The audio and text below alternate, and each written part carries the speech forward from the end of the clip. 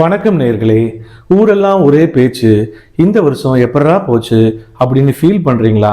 போனது போகட்டும்.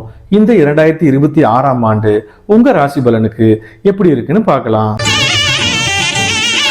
கடகராசி நேயர்களே, உங்க பாதி வாழ்க்கை போன்லையும் மீதி வாழ்க்கை லோன்லையும் தான் போயிட்டு இருக்கு. உங்களோட வாழ்க்கை ஒரு ஒயர் ஹெட்போன் மாதிரி தான். என்னதான் நீங்க சிக்கெடுத்து விட்டாலும் திரும்ப திரும்ப அது சிக்காயிட்டு தான் இருக்கும். சொந்தக்காரர்களை தவிர்ப்பது நல்லது. அடுத்த வருடம் உருப்பட வாய்ப்பு உள்ளது. கன்னிராசி நேயர்களே, தலைவர் சொன்ன மாதிரி என்னதான் உங்க வாழ்க்கைய எட்டு எட்டா பிரிச்சாலும் அந்த எட்டுக்குள்ள ஒரு 7.5 உங்க சம்சாரம் மூலமா வரத்தான் செய்யும். உன் வாழ்க்கை உன் கையில்னு சொல்லுவாங்க. ஆனா உங்க வாழ்க்கை உங்க கையில் இல்லை, உங்க வாயில தான் இருக்குது. அதை க்ளோஸ் பண்ணிட்டு சும்மா இருந்தாலே இந்த வருஷம் உங்களுக்கு சிறப்பாக அமையும்.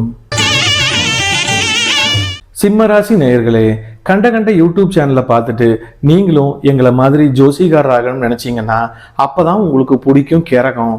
அதுல இருந்து நீங்க மீண்டு வரணும். அப்பதான் உருப்படி இந்த வருடம்.